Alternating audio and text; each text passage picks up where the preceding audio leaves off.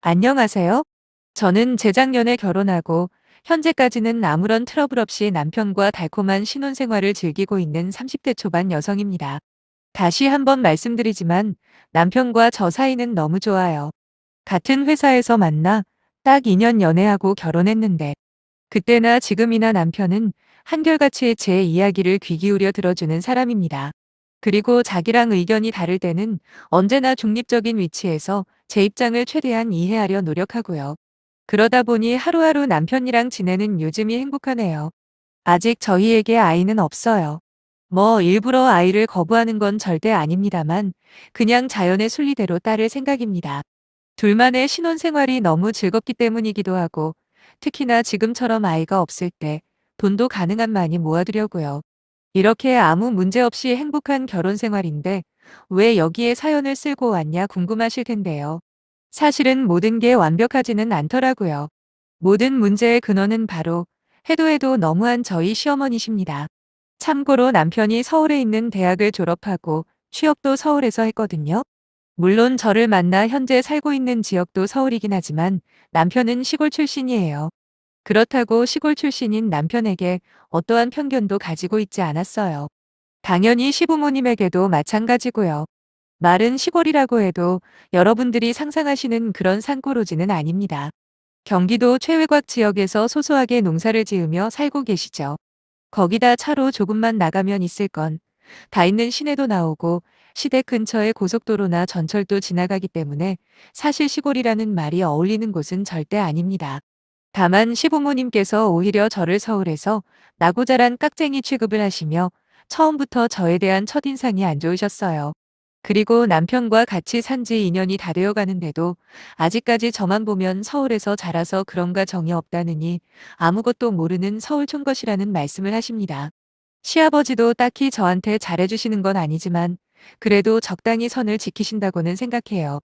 하지만 시어머니 같은 경우에는 항상 저만 보면 못 잡아 먹어서 안달이었고 주로 사용하는 방법이 바로 다른 집 며느리랑 저를 비교해가며 저의 부족한 부분을 지적하는 거였어요. 저희 집에서 시댁에 한 번씩 내려가려면 주말에 길 막히는 것까지 고려해서 왕복 3시간은 걸리거든요. 시간이 오래 걸리는 것도 걸리는 거지만 사실 내려갈 때마다 어머님이 하시는 듣기 싫은 잔소리 때문에 더 가기 싫어지더라고요. 초반에는 그래도 2주에 한 번씩 주말에 찾아뵙고 같이 식사도 하면서 시간을 보냈었지만 이건 뭐 듣기 좋은 소리를 해주는 것도 아니고 무슨 꼬투리 잡히기만을 기다리는데 자꾸만 거리를 두게 되는 겁니다. 물론 중간에서 남편이 제 입장에서 편들어준 적도 꽤 많아요.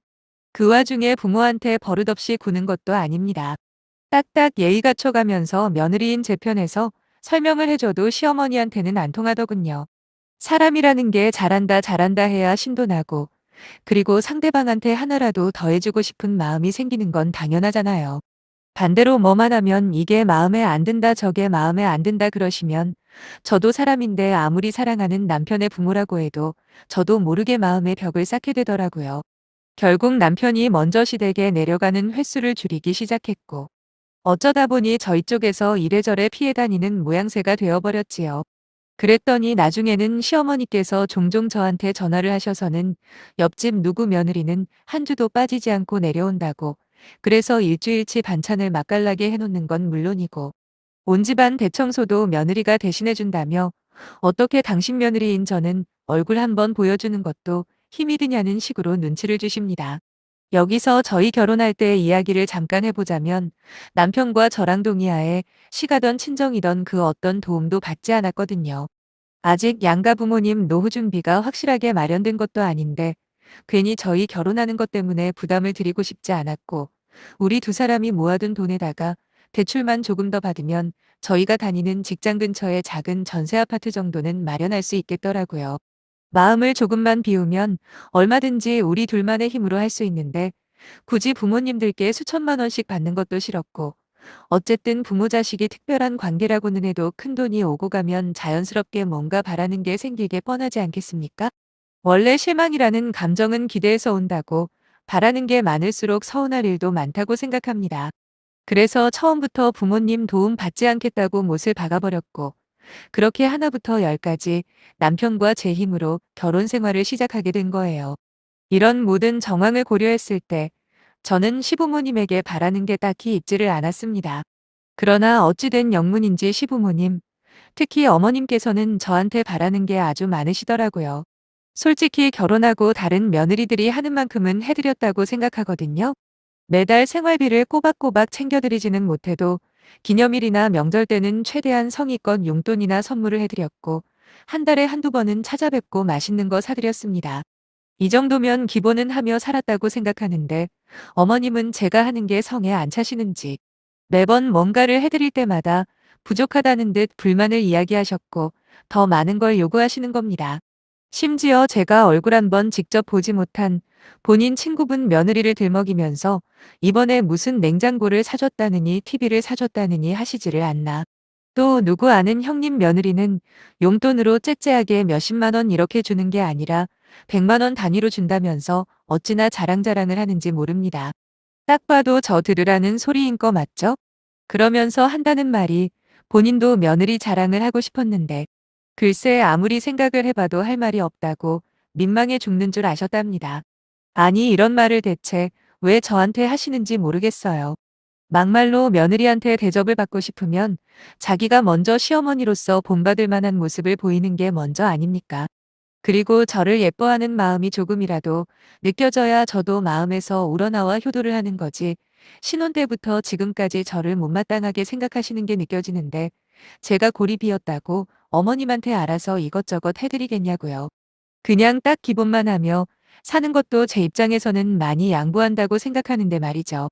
기껏 주말에 내려오라 성화를 하셔서 남편이랑 쉬지도 못하고 시간 내서 내려가게 되면 아들네 부부 온다고 상다리 휘어지게 식사 준비해 놓은 것도 아니고 오히려 저희 보고 맛있는 거 당장 내놓으라 하시니 시댁에서 부를 때마다 신경 쓰이고 부담되는 것도 사실이에요. 거기다 기껏 맛있다고 소문난 식당 검색해서 시부모님 모시고 가면 두 분 모두 음식 타박은 어찌나 심하게 하시는지 이건 짜다 저건 싱겁다. 이건 왜 이렇게 조미료 맛이 강하냐 등등 조용히 말씀하시는 것도 아니고 식당 손님들 전부 다 들을 만큼 크게 이야기를 하세요. 덕분에 모시고 식당 다니는 것도 고역이지요. 괜히 나가서 돈은 돈대로 쓰고 욕은 욕대로 먹는데 어느 누가 좋아하겠냐고요. 남편도 저와 같은 생각이었는지 이렇게 모든 게 마음에 안 든다 하실 거면 다음부터는 그냥 집에서 먹자고 말씀드렸거든요. 그러자 어머님께서 하시는 말씀이 자기는 평생 집에서 밥만 했기 때문에 다 늙은 이제는 대접만 받고 싶으시답니다. 정집밥이 먹고 싶으면 며느리인 저보고 차려서 갖다 바치라고 하시는데 제가 뭐 안 해본 줄 아십니까? 안 그래도 신혼 초에 몇 번 저희 집에 초대해서 식사 대접을 한 적도 있어요. 하지만 맛있기로 다들 인정하는 맛집 음식도 그렇게 타박하는 시어머니께서 그리 잘하지도 않는 제 음식은 오죽하겠냐고요. 짠에 싱겁내는 기본이고 뭐가 그렇게 재료 맛이 살아있다며 난리를 치시는지 결국 음식에 재능이 꽝이라는 소리까지 들었다니까요. 덕분에 그 후로는 시부모님한테 라면 하나 끓여드릴 생각도 없고요. 그런데 시어머니는 다른 집 며느리들은 직접 김장까지 해서 냉장고에 딱딱 보관해주고 반찬들도 못하는 게 하나 없다던데 자기는 며느리 복이 없어서 평생 며느리가 차려준 맛있는 생일상 한 번 못 받겠답니다. 아니 본인 뱃속에서 나온 자식도 안 차려주는 생일상을 제가 왜 차려드려야 하는 거죠? 그렇다고 지금까지 뭐 하나라도 신경 써서 해드리면 고마워하기는커녕 하나부터 열까지 트집만 잡아놓고 바라기는 어지간히도 바라시네요. 매번 저런 식으로 이야기를 하니까 저로서는 해도 욕먹고 안 해도 욕먹을 바에는 그냥 안 하고 욕먹겠다는 생각이에요. 제가 특별히 서울태생이라서 그런 건 아닙니다. 당연히 알아줘야 하는 부분까지 후려치고 깎아내리는데 어떻게 보면 거리가 멀어지는 게 정상이잖아요. 한 번은 명절날에 남편이 그날따라 작심을 한 듯 어머님 아버님에게 좀 세게 한마디 한 적이 있거든요. 차례를 끝내놓고 다 같이 술을 한 잔씩 하고 있었는데 갑자기 남편이 시부모님 두 분에게 그러는 겁니다. 며느리도 어찌 보면 자식인데 조금만 살갑게 대해주면 안 되냐고요. 자기 나름대로 직장 생활하면서도 잘하려고 노력한다고. 그러니까 어머니 아버지께서 조금만 예쁘게 봐주고 잘해주면 이 사람도 같이 더 노력할 것이고 그러다 보면 서로 관계가 나아지지 않겠냐는 의미였지요. 그러자 어머님이고 아버님이고 거의 동시에 무슨 말도 안 되는 소리를 들었다는 듯 화를 내시는 게 아니겠습니까? 며느리인 제가 모자른 거지 자기들은 잘못이 하나도 없답니다. 세상에 어느 시부모가 며느리 눈치를 보면서 사냐고. 대체 본인들이 뭘 어떻게 했다고 다정하게 대해주라 마라 잔소리냐 하시길래 듣는 저도 짜증나서 남편한테 다시는 중간에서 나서지 말라고 해버렸어요. 그렇게 한 귀로 듣고 한 귀로 흘려들으며 최대한 거리를 유지하며 살고 있었는데 얼마 전부터 이번엔 손주 타령이 시작되더라고요. 이미 남편과 저의 생각을 시부모님께 수차례 이야기했고 낳지 말라 해도 때가 되면 어련히 알아서 가질 생각입니다. 지금은 제가 육아휴직을 하기도 아까운 시기라 최소 1년에서 2년은 계획을 세우지 않은 건데 무슨 자극을 받으신 건지 이유막론하고 무작정 빨리 애를 낳으랍니다. 이번에도 여지없이 다른 집 며느리들은 손자 손녀 하나씩은 기본으로 데려오는데 아니 며느리가 이쁜 짓을 안 하면 손주 이쁜 짓이라도 보여달래요. 뜬금없는 손주 타령을 할 때마다 저보다는 남편이 나서서 알아듣게 설명을 해드리는데도 무슨 속이에 경 읽는 것도 아니고 며칠 후 전화를 해서는 똑같은 소리만 반복하시더라고요. 답답한 마음에 한 번은 저보다 먼저 결혼한 친구를 만나서 상담을 한 적이 있어요. 그때 친구가 제 이야기를 듣더니 그걸 왜 참고만 있냐고 똑같이 해드리라고 하는 거예요. 일방적으로 당하는 제가 등신이랍니다. 그게 무슨 뜻이냐 했더니 시어머니가 자꾸 다른 며느리들이랑 비교질하면서 뭐라 하면 그냥 듣고만 있지 말고 너도 그대로 갚아주라는 뜻이라더군요. 처음엔 아무리 그래도 그렇지 명색이 시어머니한테 어떻게 그럴 수가 있을까 싶었습니다. 하지만 이틀이 멀다 하고 전화해서 다른 집 며느리는 결혼하고 1년도 안 돼서 애를 낳았다느니 어떤 며느리는 손자만 벌써 3명을 안겨줬다고 했던 소리를 또 하고 또 하길래 마침내 인내심이 바닥이 나버리더라고요. 그래서 친구가 했던 조언대로 똑같이 맞받아치기 시작했지요. 시어머니께서 왜 너는 애 낳을 생각을 하지 않냐고 어떤 집 며느리는 저보다 늦게 결혼했는데도 벌써 첫째 낳고 지금 둘째까지 임신했다고 하더라고요. 그래서 제가 그랬지요. 저도 친구가 한 명 있는데 글쎄 시댁에서 신혼집도 사주고 차도 사줬다고 그뿐 아니라 생활비에 보태 쓰라고 용돈까지 팍팍 주시는 덕분에 다니던 회사도 그만뒀다고 말씀드렸어요. 현재는 집에서 애 낳고 살림하는 데만 집중하는데 얼마나 부러운지 모른다고요. 그러면서 일부러 길새 한숨을 쉰 다음 저도 돈 걱정 없이 집에서 살림만 하면서 살 수 있다면 진작에 애 둘은 낳을 텐데 라며 말꼬리를 흐려버렸더니 처음 보는 저의 반응에 놀라셨는지 한동안 할 말을 못 찾으시더라고요. 여기서 가만히 있을 죄가 아니죠. 실제로 제 친구 중에 돈 많은 시댁 만나서 수시로 이런저런 자랑질을 하는 애가 하나 있는데 그 친구 인스타로 들어가 직접 각종 사진들을 보여드렸습니다. 모든 게시물 밑에는 그 친구가 자기 시어머니에 대해 자랑질하는 글이 달려 있었거든요. 살짝 눈빛이 흔들리던 시어머니는 확실히 다음부터는 손주 타령을 적게 하시긴 했습니다. 그 밖에도 다른 집 며느리가 뭘 해줬다면서 제 속을 뒤집는 소리 할 때마다 전처럼 듣고만 있지는 않았어요. 잘난 시댁 만나 호강하는 사람들 이야기를 찾아서 수집하고 또 모아서 그대로 들려드렸습니다. 제 친구 중에 누구는 시댁에서 건물을 해주셨다는데 매달 월세가 500만 원씩 꼬박꼬박 들어와서 당장 회사 때려치웠더니 직장 생활하면서 달고 살았던 위장병이 거짓말처럼 나아버렸다는 이야기나 회사에 아는 동생이 이번에 면허를 땄는데 그걸 알고 시부모님이 축하한다면서 7천만 원이 넘는 외제차를 사주셨다고 자랑한다는 이야기 등등 어머님이 저와 다른 며느리들을 비교하는 수준과는 게임이 안 될 만큼 엄청나게 시부모 덕을 보는 며느리들에 대해서 설명을 해드렸죠. 당연히 항상 승자는 제가 될 수밖에 없는 거 아니겠습니까? 마지막으로 기억나는 건 이렇게 깨지고 저렇게 깨지던 어머님께서 한 번은 용돈 문제로 뭐라 뭐라 하시길래 제가 곧바로 그랬습니다.